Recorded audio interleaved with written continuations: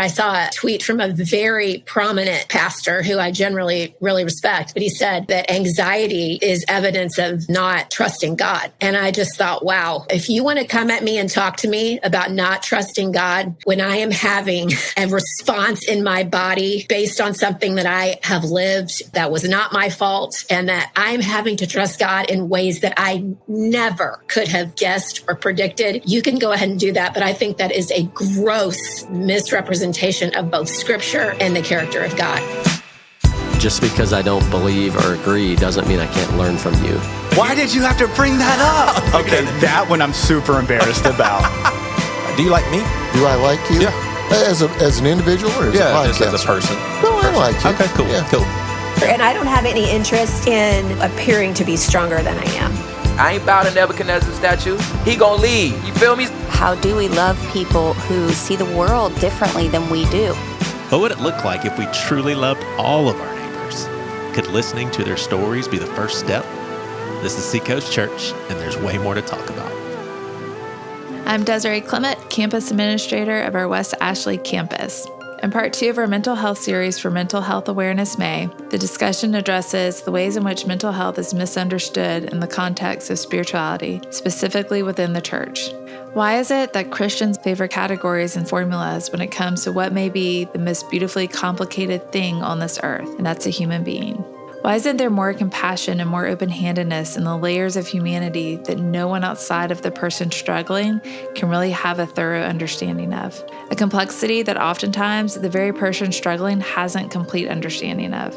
And pastors, why are they often perceived as superhuman? I'd imagine in some cases it's partly due to how that pastor represents him or herself, but could it also be that oftentimes people crave spiritual heroes? Something has to change. Joey and 3 others discuss the very issues in the church surrounding mental health. Lead pastor Josh Surratt, a therapist Elizabeth Gillespie, and Amy Patrick, whose husband, Pastor Darren Patrick, took his life almost exactly 3 years ago from the time this episode is being released. Before we hear from these 3, however, Lynn Joy and Roy Jakes, our campus pastor in Somerville, have some questions for Joey, who shared his story in last week's episode of his mental health crisis back in 2019. Through the course of this series, listeners are encouraged to email any questions one may have to podcast@seacoast.org. In the 5th and final episode of the series, Joey, along with 2 therapists, will address your questions. Now, here's Lynn Troy, Roy Jakes, and Joey Svensson. All this anxiety plaguing our humanity. What are we doing to be the rest for this brokenness in our society? It's not about how much All right, so first, we're going to have a little fun. I'm going to show Lynn something. I don't know if Lynn has seen this or not. I'll show you first, though, Roy. You seen this, Lynn? I have not seen. Do you know who that is? By the way you guys are laughing, I feel like it might be the 2 of you. It is the 2 of us, and it is a birthday at Burger King. Now, going by Burger King. Yeah. Now going by that picture, whose birthday is it? Whose birthday is it, Glenn? I mean, who's the cake being sat down in front of? You see Roy smiling? He's kind of sitting on the end. Is this Roy? Yes. Yeah. And then that's me to the right. Yeah. It was actually my birthday party. But I was such a weirdo, I wanted to sit up against the wall. And this is where it all began. Yep. Roy started teasing me that day. That is incredible. Oh, fast food restaurant birthday parties. Remember when you actually sat in restaurants? Oh my goodness. Yeah. Like you sat in McDonald's, you sat in Burger King, you sat in Pizza Hut. Those were great days. How did you not have a crown on? That's true. Yeah. That's true. They probably were bringing those out. They probably were bringing those out. Yeah, for sure. Well, mental health, mental illness, we're going to take the whole month of May to discuss this. And I'm curious, what's y'all's closest run-in personally? Either you struggling through something mental health related, or a close friend, loved one. Roy, what's like your closest? I'd say as pastor, I've dealt with so much with people. I literally just had a phone call last week. Serious issue going on, the bipolar, schizophrenic stuff, and in a young kid, just super, super sad and heartbreaking what this family's going through. So I'd say mostly for me, but a lot. I feel like I've been exposed to it a lot over the last few years. But just as pastor, to to a congregation. Do you feel like you have acquired more understanding over the years? Absolutely. Seacoast has helped me. Seacoast has been a big part of that, right? It just in terms of the way that we've embraced that, talked about it, the amount of conversation we've had around this issue. So yeah, I've learned a ton over the years.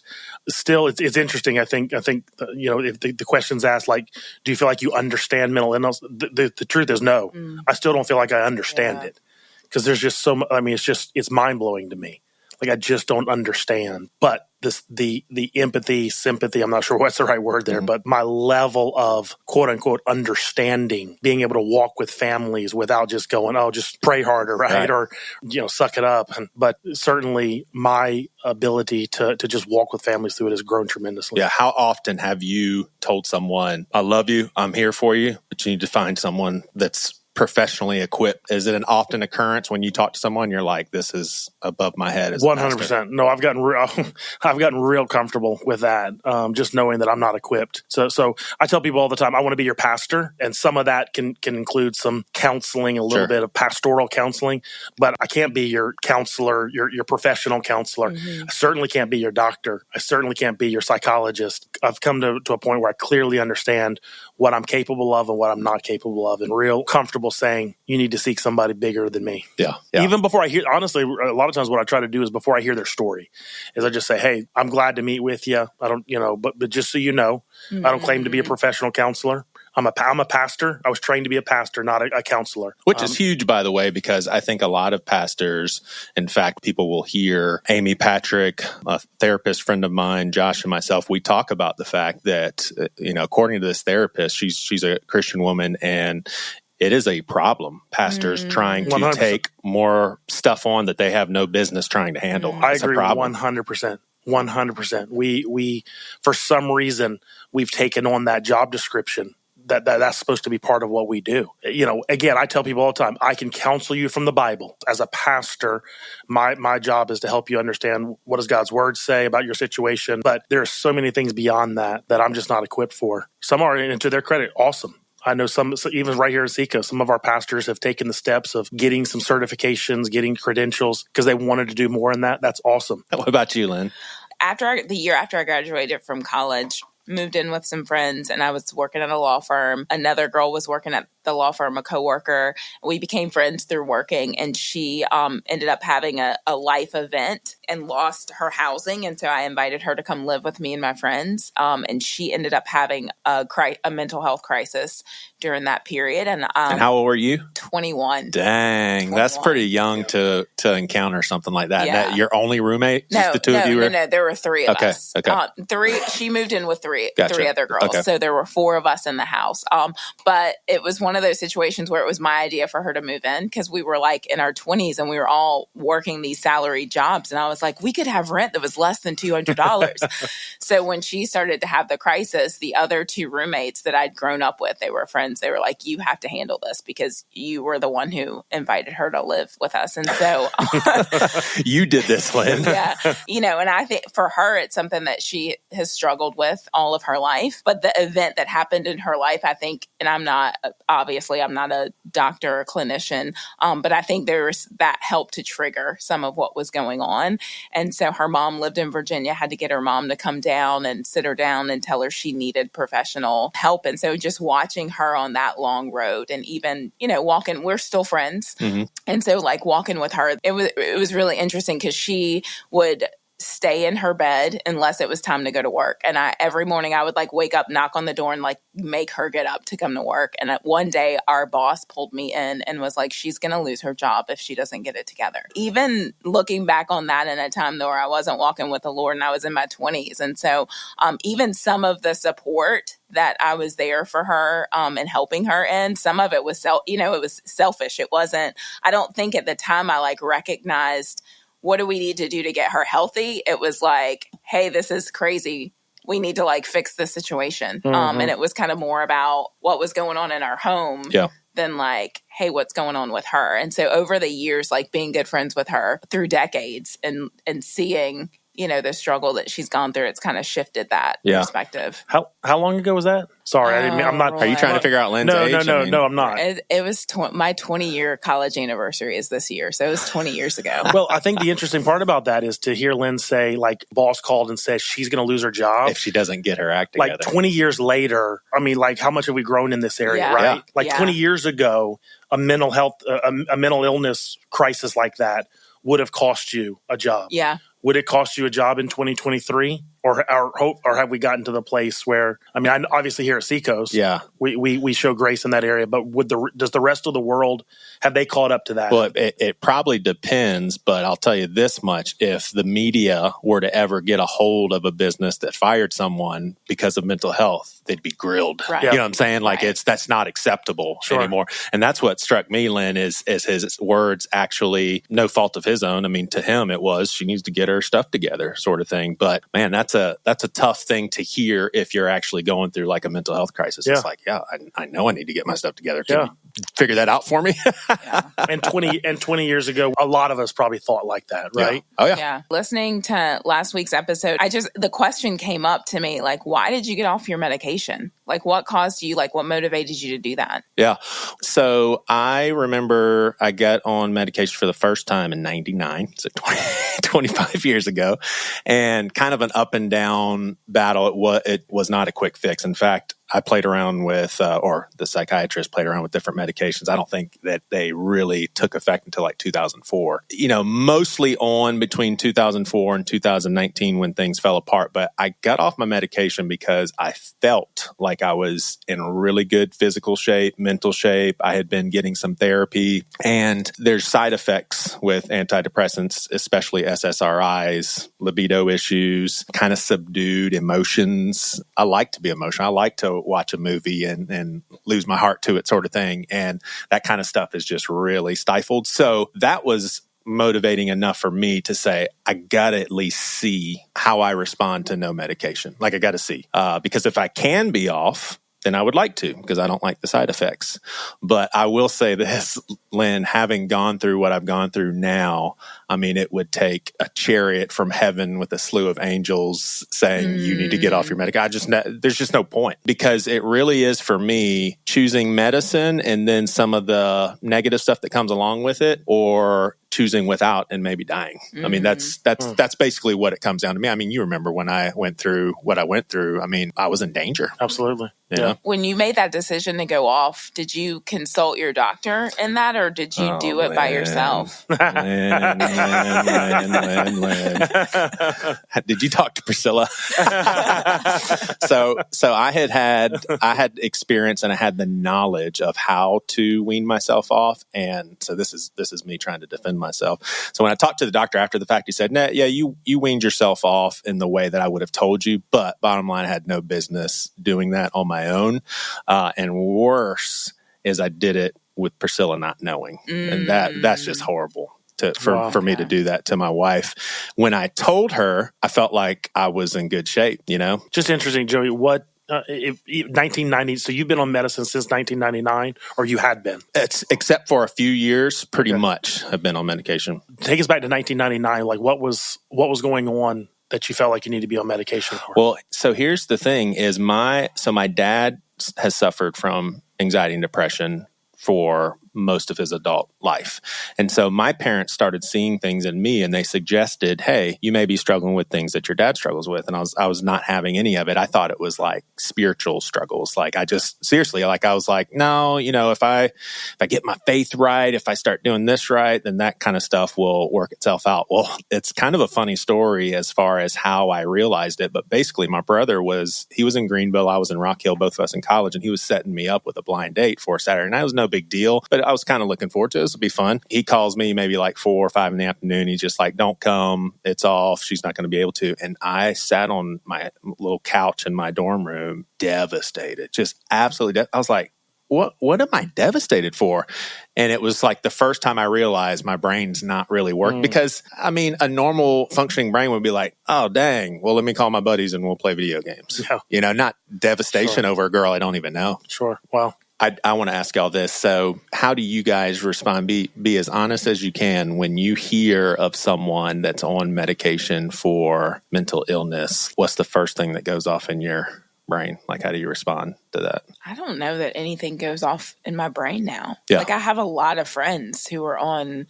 So I think at this point in my life over the years, it just seems normal. It's interesting. Here's what I would say. I have a couple of people close to me who are on medication. And if I'm being honest, I wish they weren't. Like I would love to see the day where they weren't. But I don't have that thought about anybody else. So what, as Lynn said, like it's I completely normalize it. As I said, with congregation, with people coming to me, like encourage it. I think there's still something inside of me when I know people who have been on medication for like lifelong. I still yearn for a day that I wish that they weren't having to be on it. Mm-hmm. And why? Because you care about them so much, and you would just rather them not be putting chemicals in their body. Like why is it more of a desire for someone that's closer to you? I don't know. Does it have anything to do with stigma? Like, I wish they weren't in the category of people that have to take medicine. Could it be subtly? No, I don't think so. I really don't think so. I'm not sure anybody would even know. And here's the truth. Maybe it's still some of that old way of thinking. I guess I just still see it as I wish that we didn't have to depend on medicine. Mm-hmm. There are times we just have to. But I still yearn for the day that we didn't have to depend on medicine. Call that healing, call that whatever. I don't know what that means necessarily. I wish that for those individuals closest to me that like they wouldn't have to depend on medication. Mm. Yeah. So it kind of sounds like a heart of care. Like you just don't want them to have to depend on it. Yeah. Yeah. All right. If you could have a birthday party at any fast food restaurant this year, where would it be, Roy? Since Burger King's no longer around. I'd pick McDonald's if they brought all those characters out. Oh, come on, man. Do you have a favorite fast food restaurant? Oh, yeah, 100%. Chick-fil-A? Oh, yeah, absolutely. Same for you? Chick-fil-A. Chick-fil-A. Yeah. I think me too. But I do like Taco Bell. Oh, Joey. Don't say it tastes bad because it doesn't taste bad. It's engineered for good taste. Now, if you want to say it's bad quality, that's fine. It's just mush. Oh, but it's just delightful mush. Zaxby's sauce or Chick-fil-A sauce? Chick-fil-A sauce. Oh, man. Look at these Chick-fil-A diehards over here. Good gosh. 'Cause it's more about the way that you love your neighbor that can save you, not the words that you be ashamed or just your praying. It's the way that you love that can Amy, make I saw on Facebook a picture of you and two of your kids. Yes. Do you have kids that have moved out? Like at I least do. One? Two of them are pretty much on their own now. Yeah. Yay. So 2 out, two home. So yeah. Things are changing around here every day. Amy, I want to know, has your son signed any contracts with any Major League Baseball teams yet? Or is Not yet. Not yet. We shall see. Things shall continue to unfold there, I'm sure. Yes. We have Elizabeth Gillespie. If you are a regular listener, she was one of the therapists on the first episode of this year. We checked in with 5 different therapists.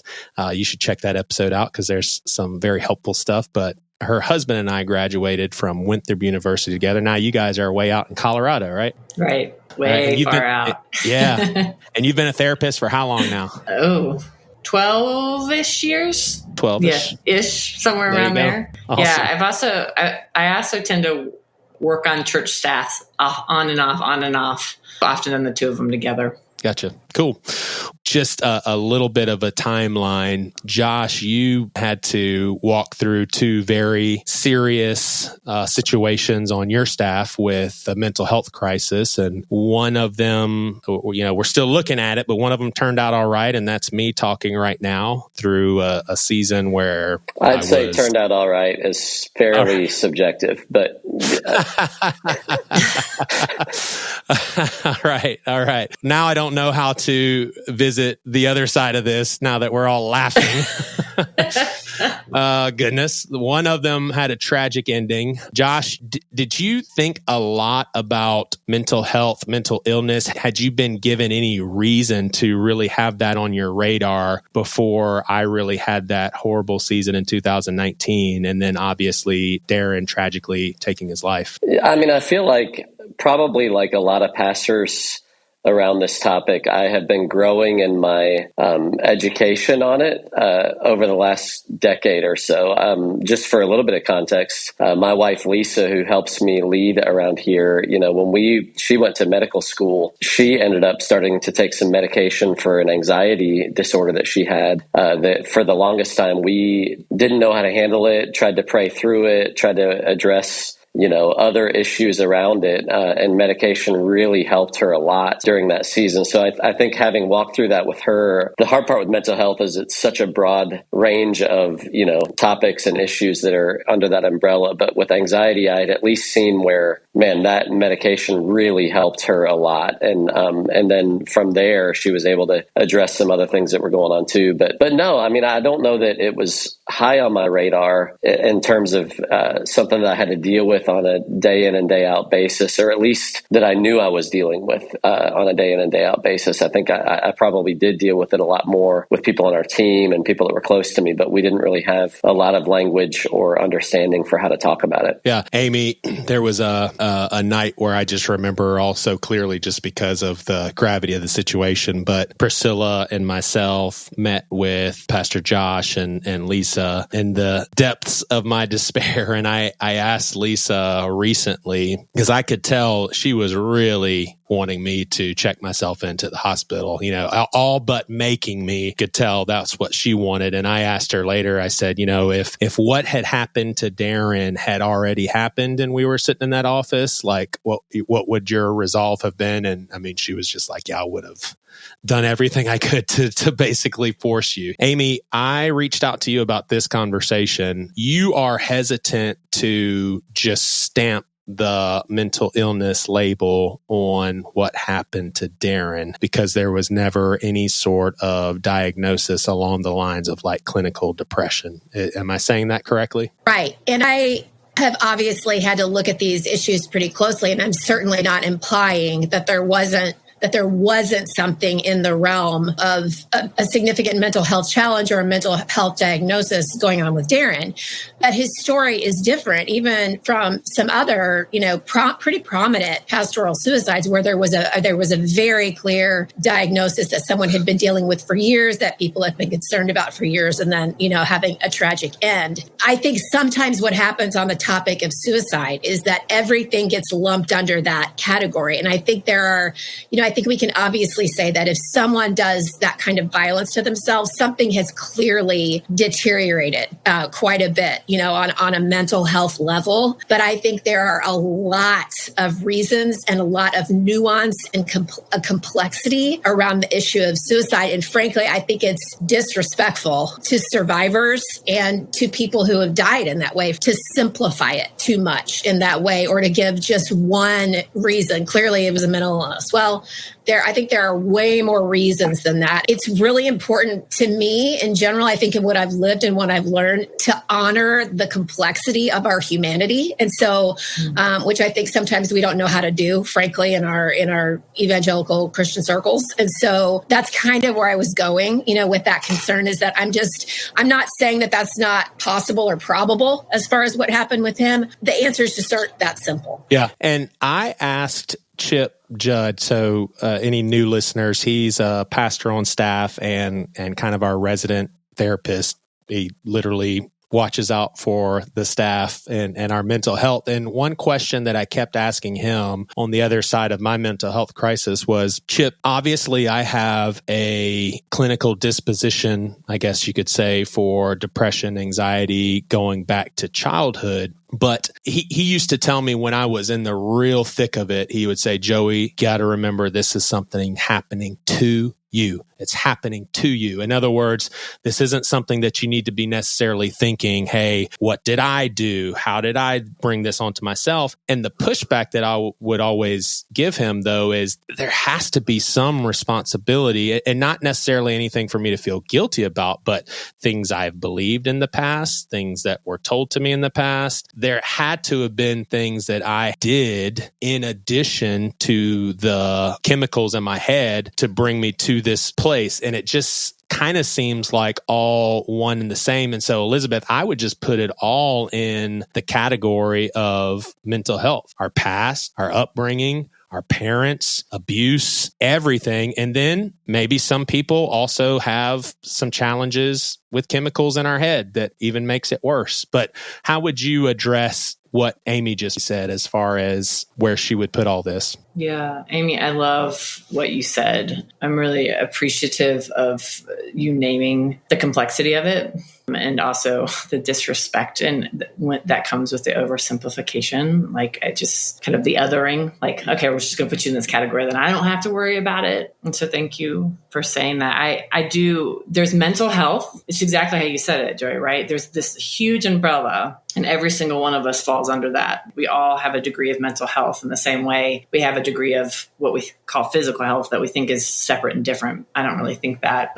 And then there are mental disorders. And that is one piece under the whole mental health thing. Something that doesn't get talked about enough outside of my therapy world is ACEs. Are you all familiar with ACEs? It stands for Adverse Childhood Events. Experiences. And there's just a lot of research around these being the certain particular things that happen in childhood that really predict a degree of struggle with mental health or mental illness, more specifically, that I think is a really important thing to look at when considering the big picture. So if someone does not have I'm probably stating the obvious here, but just to make sure I am connecting the dots, someone who does not have a mental disorder would still very much so benefit from therapy. Absolutely. And there are people who have mental disorders who I would consider far more healthy than those who do not.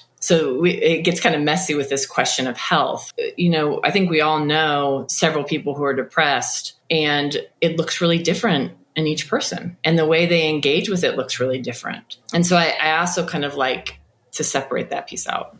Amy, Darren, and I would say we were buddies. I don't think we were like super tight friends. He knew what I had experienced and what I had been through in my years past. And I'll never forget, in preparing for this conversation, I've just gotten emotional a lot. I don't know why.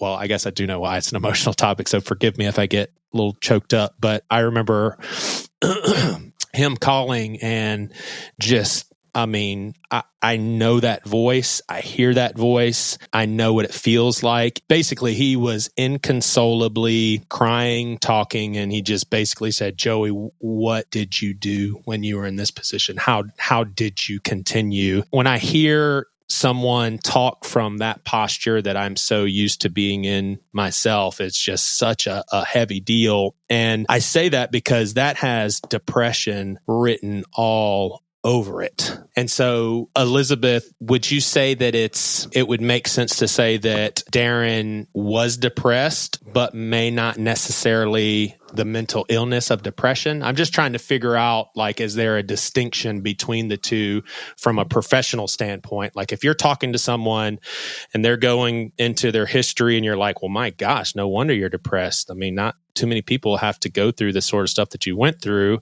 as opposed to someone that may talk in a very doom and gloom posture and you're like, gosh, life isn't that bad for this person situationally. Is there a different way that you handle that from a professional standpoint? Yeah. I mean, first of all, I'll say I don't feel like I can speak to what exactly was going on with Darren. Sure. I mean, Amy, you know that far better than me, but different people see this differently. The medical model very much wants to have a diagnosis, right? That it's helpful. But for therapists, we don't really make a lot of distinction between someone who presents with depressed symptoms versus someone who would officially meet the DSM, criteria for major depressive disorder. Like, I'm going to engage with them the same. What will change is the severity of the depression and how much it is impacting their life. If they're generally the more depressive symptoms, the more likely you are to be diagnosed with major depressive disorder. The only thing that changes it is we're trying to get them to be able to function the best they can in life. And so it's how much it's interfering with their life. And if we're seeing warning signs around suicidal ideation, because obviously it is well, maybe not obviously, depression and suicide are very tightly connected, but it's not, there can be a lot of other actual mental disorders tied to tied to suicide. There could be that there wasn't actually even officially a mental disorder that can be tied to it too. Amy, when you see big picture now, and you've had a few years now to reflect more, and I'm sure there'll be even more reflecting when you personally think about Darren's tragic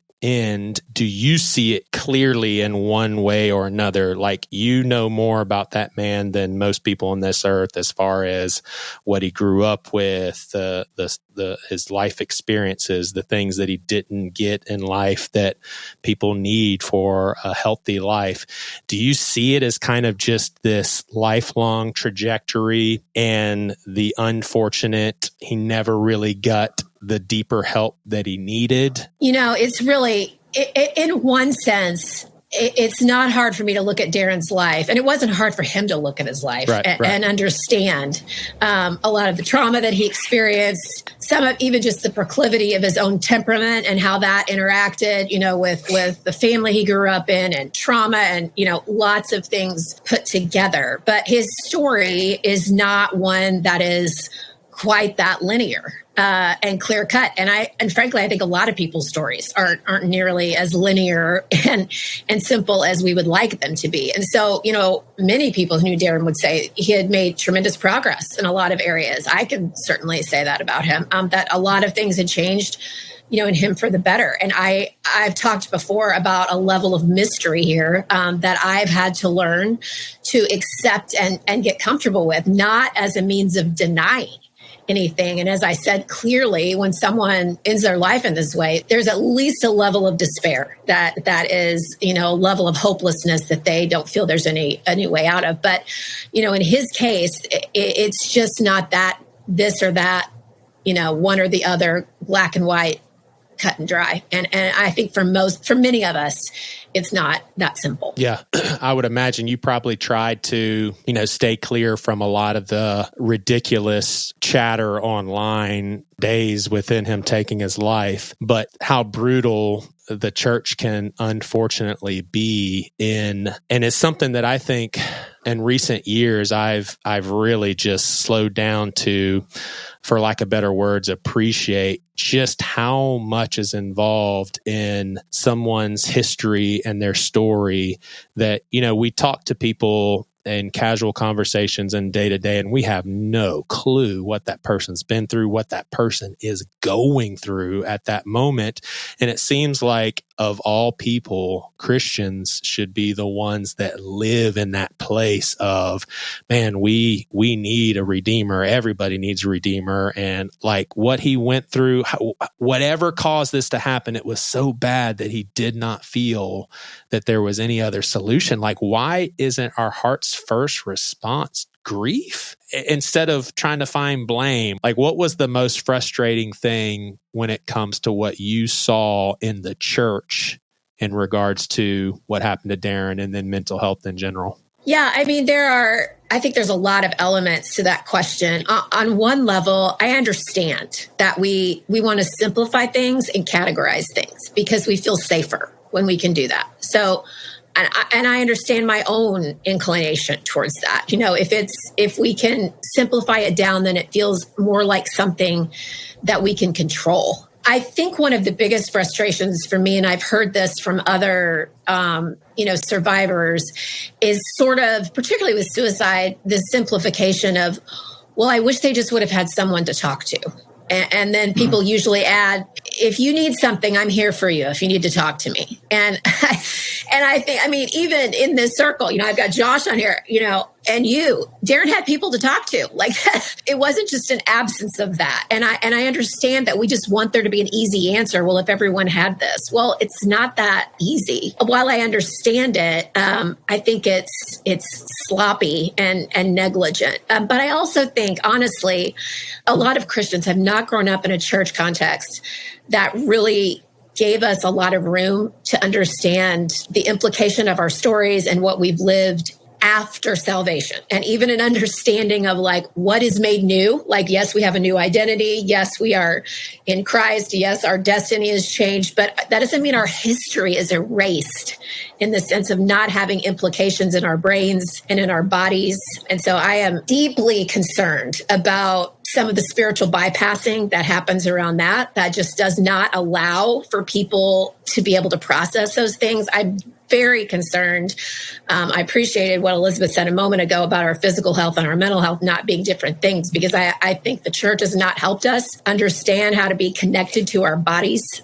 We talk about being fearfully and wonderfully made, but, can we talk about what does that mean? What is happening in your brain, in response to what you've lived, and what do we know about that? I think there are some huge missing pieces here that we really need to do a much better job of understanding and being able to help people along with. Yeah. And I know Josh knows this part of my story, and I also understand why it makes people uncomfortable, but I mean, it just is what it is. I remember telling Priscilla and Chip, two people who were very close to the situation, Josh as well. And for me, when I was in the darkest of days, the notion of God didn't do anything for me. If anything, it made it worse, because when my brain gets really sick, the low-hanging fruit is a lot of the toxic religion that I grew up with that was very much so fear-based and law-based and,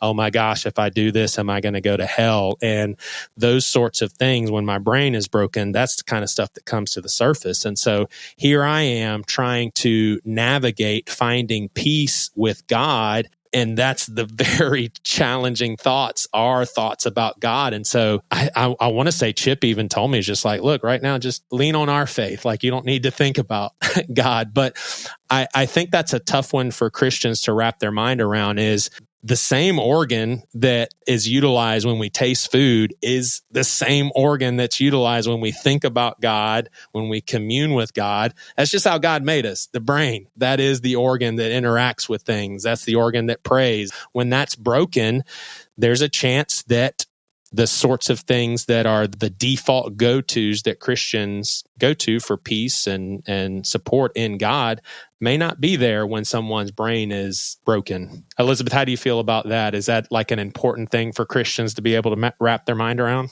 So important. There's so many levels, like layers of that. Yeah, I mean, but that's part of like kind of the definition of depression, is that you being able to hold your own value and the value of other people in your lives is just almost non-existent, depending on how severe it is for you in that moment. And it can wildly swing very quickly. We used to think it was like this progression, but no, it can be like this all over the place. Joey, you probably know that personally, right? And so I think that's really important. And also just this idea that, I mean, we all sitting here together believe and appreciate truth, right? Like there's facts and there's information, but the idea that we can run it all from cognitive and dismiss the value of emotion, dismiss the value of experience, dismiss the value of like somatically what your your physical body is telling you is a huge problem everywhere, but it feels like it's especially a problem in the church, that we are scared of bodies and we are scared of personal experience and we are scared of emotions. I mean, all of those things were preached against my entire childhood. Yeah. Josh, and I just love being a part of this church, because these sorts of questions could make people kind of squirmy, but not around these parts. I mean, we just talk about stuff that we think is going to move our, God's kingdom in a better direction. But, I know that, I don't know, but I think your dad may have been more involved in the pastoring process with Darren.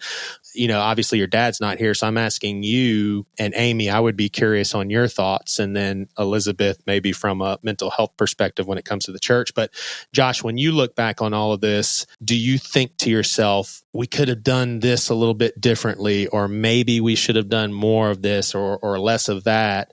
Because I think I've said this to Amy before. It seems to me that if you're someone like Darren And I think we've all been in this situation to where we can say to other people, we can say, hey, I'm accountable to someone else. Hey, I'm going to open myself up. I'm going to tell the darker thoughts to someone else. And we can say that, but we still have complete autonomy over just how much we do that. Basically, what I'm saying is Darren could have said, yes, I'm accountable. Yes, I'm telling people what I need to talk through. Yes, I'm being open. But at the end of the day, he could have chosen not to. So there could have been stuff that needed to be talked about that Pastor Greg has no idea because Darren's not talking about it. I mean, do you think of anything looking back, Josh, like, man, maybe we could have done something differently? Or anytime you lose someone that you love, I don't know. It just feels like that's a pretty normal response to try to go, gosh, could I have? And so, I mean, I met with Darren 1 week before he passed away in person. We spent some time together here in the foyer of the church, and he was down. He was sad. There was a lot going on in obviously the world in 2020, but that specifically impacted Darren and just the number of churches that he was serving and involved with. And so I think there were just a lot of things up in the air, a lot of challenges. And so we talked about his role at Seacoast and kind of firmed that. I wanted to just reassure him that we were not going to be making any changes to that we still wanted to have him as a part of our teaching team, and actually talked about some more responsibilities that he could take on for us. And so I look back on that conversation and I'm like, man, it wasn't the first time that Darren had been sad, that we'd had conversations where he was, down. So it wasn't alarming in any way. It wasn't like something that I felt like I should have seen something.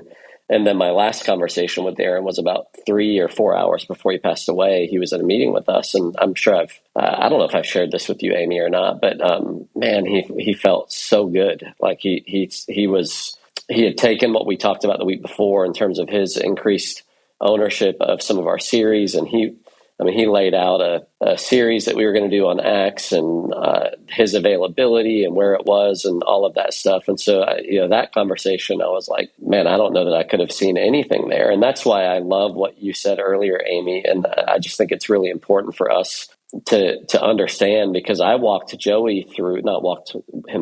with him in moments where I went to bed going, I don't know, what are we going to do to try to save his life? Because it just didn't seem like there was a lot of hope, and he was just in such a dark place in his mind. I never ever got any of that impression from Darren. Even when we talked about his lowest points, when you would look back on kind of the end of his time leading the journey and what you guys had walked through, he referenced times that he was depressed, and I think even considered that, but I never would have guessed. So the two of you, to compare you two, you really couldn't. I mean, you were debilitated. You couldn't. You couldn't even function in day-to-day life. Darren preached the week before he died. For me, I don't know how to categorize that. I'm learning. This conversation's already been super helpful for me, but sure, gosh, I wish I would have asked him. There's questions I wish I would have dug deeper on. I think that's a normal human reaction when you lose somebody like that. But if I just go objective, I don't know that like there was this major thing that I missed, and I wasn't the closest person to Darren in terms of who he would go to for stuff like that. Like you said, Amy, you and my dad, and I mean, he had he had people that he would talk to before he would talk to me about that stuff. But I think there's a part of me as his friend, as somebody who, I wish that I had done more, certainly, but I don't feel like I can take responsibility because I don't know that there was this glaring sign that I missed. I think that's something important about suicide, that even the mental health world is there's been a lot of research that's come out recently about suicide. And we had always kind of conceptualized it like very linear process. Like you start wanting to not exist, then you start wanting to die, then you start thinking about how you could, and then you start gathering the ways, and we wanted to track it and be able to control it that way. But now what we know is that someone can swing in and out of an intent to die 10 times in a day. And so really wrong place, wrong time, wrong moment, it is almost impossible to nail down that place, because it can just be a moment. And then if you have access to the thing, you're driving a car, whatever, and you can act. And so like as mental health providers, when we have someone who,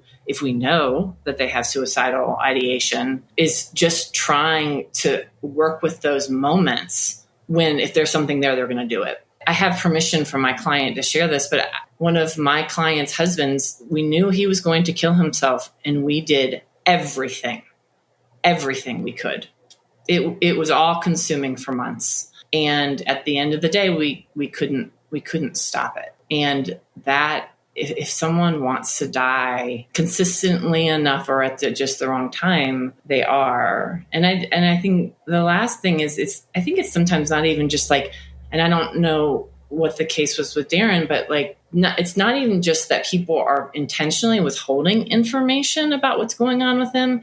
It's that they may not know. They may not have the words for it. They may not have the self-awareness. They may be on staff at a church where they're running around a million miles. Like there's not, and I think about the Enneagram and how so many church leaders are Enneagram 3s, and self-awareness is not high on the gifts of naturally of an Enneagram 3, right? So I think about all those pieces. Sometimes it's not deceit. It might be self-deceit or no deceit. It's just they haven't learned it yet.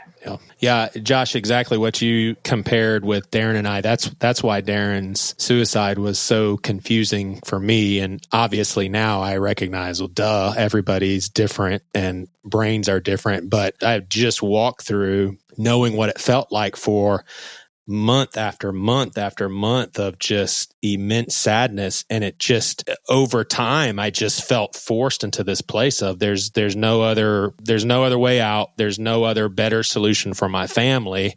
But it took a long time for me to get there. And then it was like, once I was there. And then I hear Darren is teaching a class one night, and then the next day it's gone. I was like, wait a second. I didn't think that's how that worked.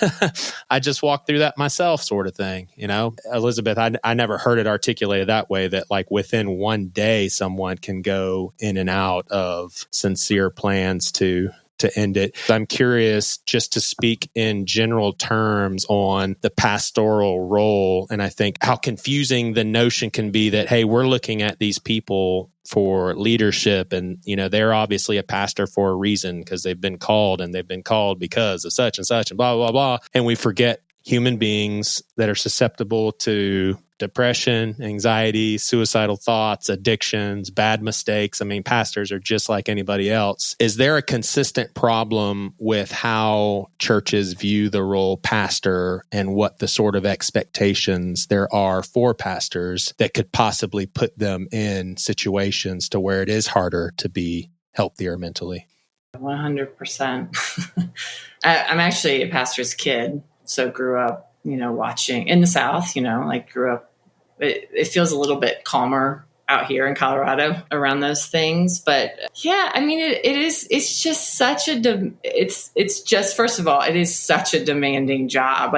This is the thing that when I'm defending a pastor or I'm like, do you understand what it is like to live in this role day after day, year after year? It is so difficult. And then you add the piece. I mean, I know this is so like the stereotypical, everybody uses this language, but like the way that things get projected on pastors, particularly around their dads, I see it constantly. And I also know that sometimes it feels good to have that projected onto you.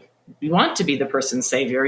This is person by person, right? It feels good. I mean, you all know this better than, you all know this very well, but then there's these expectations around certain moral behaviors that expect someone not to be human. I don't think I've ever really consistently been a part of a church on staff or just as a member where the pastor felt like they could be really fully honest about what they were struggling with, even if it didn't hit any of those big, scary Christian categories that we like to hit. It didn't feel safe. And I just feel like I experienced that again and again and again. I feel it less out here because it feels less of a focus on moralism and Christianity being wedded together, but it's still a thing. Kind of a somewhat of a random question, a little off track, but I think very important. Do you think that we would have a bit more patience, understanding and even sympathy for people who are struggling with what we would call sin if we had the scientific ability to connect it to ailments in our mental health. Like, in other words, I think oftentimes as Christians, we just see, well, sin, that's bad. You're doing something bad. You need to stop doing something bad. Well, yeah, we all agree with that because sin is bad for you. Stay away from it because God loves you and doesn't want you to. But a lot of times it's kind of like a point the finger, you shouldn't. And I think oftentimes, if not most of the time, there's legit reasons why someone gravitates towards something unhealthy. It's because of bad habits. It's because of brain chemicals. It's because of upbringing. Like, wouldn't that bring a little bit more grace into the situation? Like, instead of looking at someone as, oh, well, they're addicted to pornography. That's really bad. They ought to be ashamed of themselves. But maybe go way back in time to potential sexual abuse or lack of ability to connect with others. And so they go into, the world of pornography where it's very much so shallow and not fulfilling, but that's just what we have more grace and understanding for one another if we look deeper into the science. Does that even make sense? I mean, I think it's kind of two things for me. It's like, one, could we just hold more grace for people, period? I like right? that. I like that. Right. Like, that would be a really nice, that someone could be doing something that someone could be sinning. Well, we all are all the time, but whatever, in this way that we've decided is a big sin, and that we could just hold that with graciousness and kindness. That would be nice. But yes, because we can't really sparse out what's what is chemicals in your brain, whether it's childhood, whether it's the current situation that you're going on. I mean, we don't know enough yet. And all of it is the result of like the fall and big picture sin. If it's not right, like when someone has cancer, we don't, well, maybe some people do, but less and less, we are not saying, well, you must have done something that earned you that cancer. I think we've moved away from that a lot, maybe not. But just the idea that, yes, we're all impacted by sin, and some of that is our personal sin, but some of that is just living in a fallen world, and everything is broken. Yeah.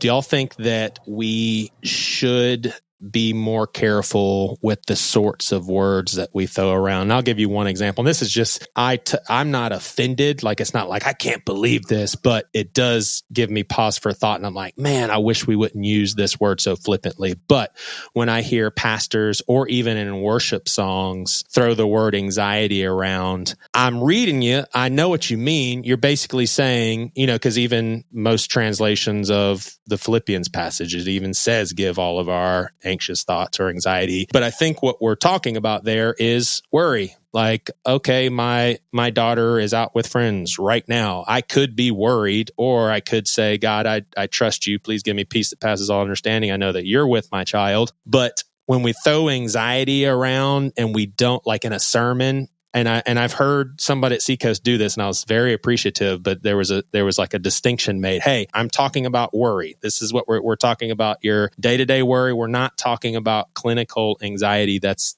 kind of a deeper thing. Isn't it about time that we should really be careful in the church around the sorts of words that we use and in the ways that we use them when it comes to mental health? Yes. Yes. Yes. I mean, and again, I get the trickiness around anxiety, but, also anxiety is something that is happening in my body. When I have an anxious response to something is happening in my body before I am making a single choice about it. And so I think when we do not look at it in an integrated way, and I mean, I'm going to go back to neuroscience again, because I think it's really important to think about the pattern that is happening in my brain, often as a result of something that has happened to me that was not my fault. I mean, I can give you the example that after Darren died, the kids and I had an agreement that it is not okay for any of us not to answer the phone, not to pick up the phone or answer a text message when we don't know where someone is, because it produced significant anxiety in all of us when we didn't know where someone was, given the trauma that we had lived. And so There was a time shortly after that I saw a tweet from a very prominent pastor who I generally really respect. But he said basically that anxiety, is evidence of not trusting God. And I just thought, wow, if you want to come at me and talk to me about not trusting God when I am having a response in my body based on something that I have lived and that was not my fault, and that I'm having to trust God in ways that I never could have guessed or predicted, you can go ahead and do that. But I think that is a gross misrepresentation of both Scripture and the character of God. And so I think we cannot reduce these things to one verse or just throw it out there in a way to make us feel better about helping someone or whatever that is. It's just more complex. Yeah, I definitely agree with you, Amy. And I think that what you said, I want to say I heard Dr. Anita Phillips talking about this at our Chosen Women's Conference last year, but how your body is keeping the score. Your body's actually trying to tell you something that could potentially lead you to maybe a greater understanding of what's going on in your total picture, your total body, physical, mental health, all of that. But when we basically say, hey, stuff that because it's a sin, and the Bible says we should, we're actually hurting people a lot more than we're helping. And I'm grateful for Joey, because Joey has I feel like your antenna is up for some of those things that we may just maybe blind spots, honestly, for a lot of pastors. Like I would say what you just described, Amy, I'd love to take that little clip and let pastors just listen to it, because I don't think that we always understand how the situations we're speaking about or speaking to, and the complexity of it. And so I think a lot of times it's a blind spot of just ignorance and lack of understanding, and there's not malicious intent on that. But I'm grateful that Joey has just like a trigger, like where he'll come to me and go, hey, when this guy said this, or when you said this, this is how I received it. It's like, oh my gosh, thank you so much. I never would, if I was sitting with a person and understood their story, I would have never said that one line thing that I said that I thought was being helpful, because I realized how hurtful that is, and how I'm just trying to short circuit a process that needs to happen, and a discovery process of what's really going on. And so anyways, I agree. I'm sorry. I'm sure I've done it. I'm sure there are moments that I've done it, but the more that I've learned, I'm like, man, we've got to be more careful in the church about how we talk about these things. And your experience with the church, Elizabeth, do you see this as a pretty big one? Yeah, I do. Josh, I love what you just said. I want to hold a lot of room for error with this, because we're all trying, and we're going to say the wrong things, right? And just being able to hold both the humility, Josh, that you just showed, and also the kindness towards that, because we are going to say the wrong things. But absolutely, there's this fear. I mean, Amy, you said it so beautifully, that our bodies feel emotion and respond to anxiety because God made our bodies to do that, so that we know when we're physically unsafe, emotionally unsafe, we need these things. And when we stop listening to them, and I think Christians are afraid, that we will take it too far. That's what I often hear is like, well, if I look inside and I say going to church makes me sad, so then I guess I'm just not going to go to church anymore. They're like afraid that the emotions will run the show. It's like, well, maybe you could look inside, realize you're sad, and then get curious about it. It doesn't mean I'm going to stop going to church, but it does tell me something's not right, and I need to get curious and I need help, whether it be a friend, a pastor, a therapist, whatever that may be.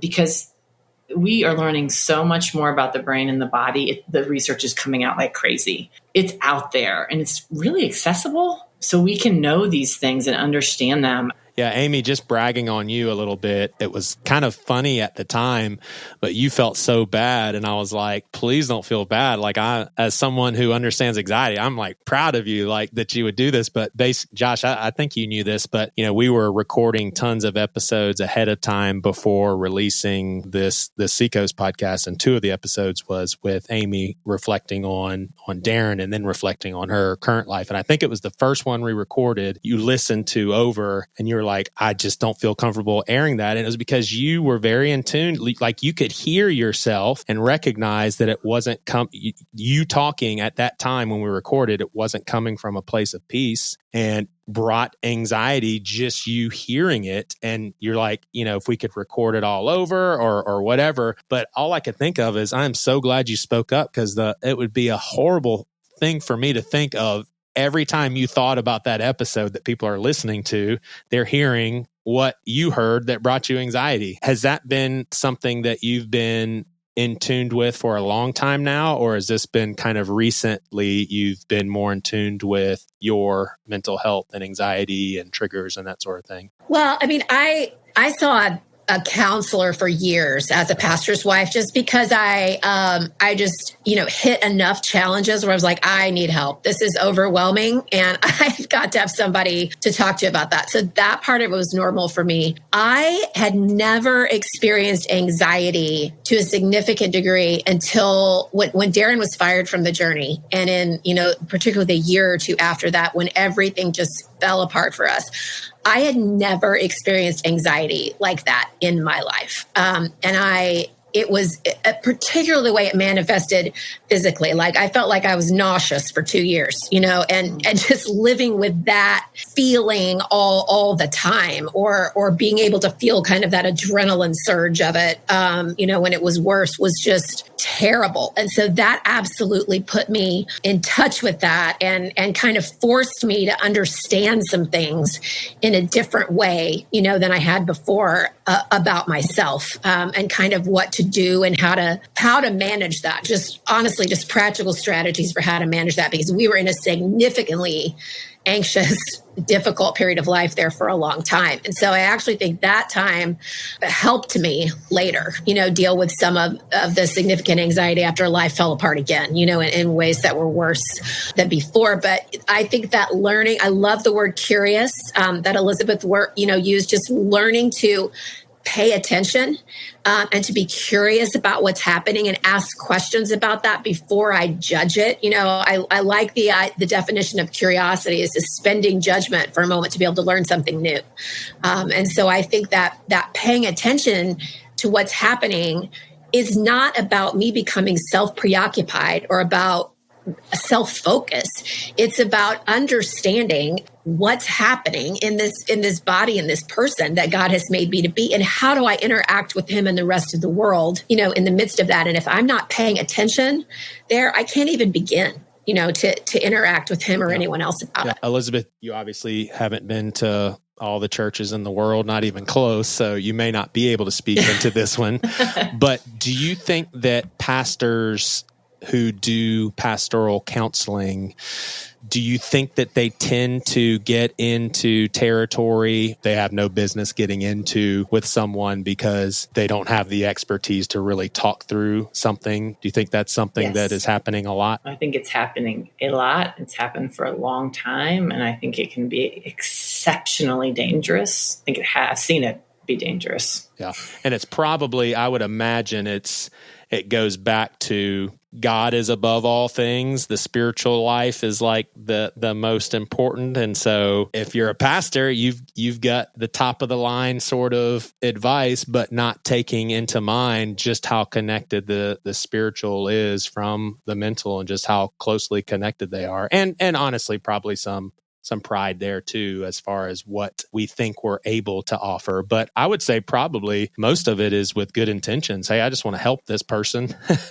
They're in a really bad place, and I don't recognize that I'm not really able to give the advice. But well, I was just going to say, you get on a platform and preach a 30-minute message, and people assume that you're an expert on all things. Obviously nobody would say that, but it just comes, like, the role comes with this expectation of expertise. I even think about this, and it's probably a little bit of a diversion from what we're talking about, but there's an expectation that a pastor is going to comment on every significant social issue or tragedy that happens in the world. Like, we're supposed to have this expertise and be able to translate all of it. And it's like, I can remember being 22, 23 years old, been married for a year, and I'm sitting with couples and trying to help them navigate these extremely complex marriage issues that I had no business, talking about. And so thankfully we did have counselors that we would refer out to, and we had older pastors on our staff that I could go, hey, can you step into this thing? And I get it. I see where people assume things about us. And like you said, Joey, it takes a lot of humility to go, oh, wait a minute. We're in territory that I don't understand, and that I'm not capable, I'm not equipped for. Let me help you find somebody who is. And I think,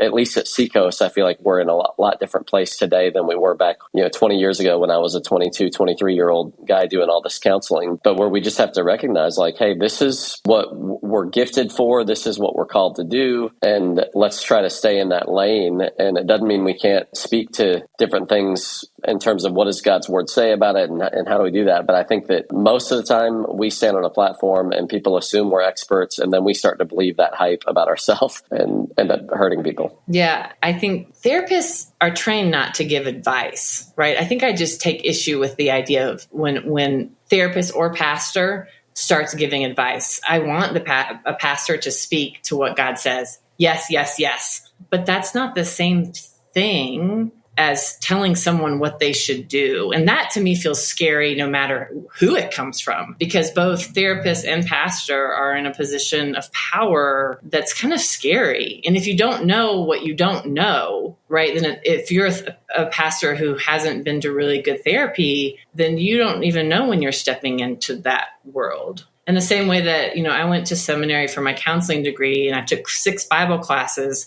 So I don't presume to know that I can now lead a church in my knowledge of the Bible. Like, no way. But most pastors, I have had fewer counseling classes than I have had Bible classes, right? Therapy is actually a real profession. Get out. I think the other thing that's so important here, and we talked a little bit about the pastoral pressure before, and Josh, I think explained that very well. But I think if you are a person in a church and you have a pastor, you have to get very real with yourself about your expectations of your pastor. And we all have something in us, I think, that we want heroes and we want heroines. But, sometimes I think it's not so much a matter of pride in the pastor or humility. That can certainly be the issue. But I know some contexts where the pastor saying, I don't know, or I don't know what to do to help you, it is simply not allowed. Like that could be grounds for being fired, honestly. There is such a pedestal and there is such tremendous pressure. And so obviously pastors have a responsibility to know where their lines of expertise fall. But I think if we are in a church, we also have a responsibility around our own expectations and what we project onto our leaders, because that is really terrible pressure to live under, particularly when what you want to do is help people. Yeah, Amy, I've actually been thinking a lot about that lately, about how unknown and unexplored that piece is among congregants of how they're viewing their pastor and what they're projecting, because it is a huge problem. And I don't even exactly know, unless the person is going to someone and saying, help me see these things, how to start weeding that out. It's huge. We did a sermon a couple months ago. My dad did one on basically, he was recording it for pastors that come into his retreat center that he and Darren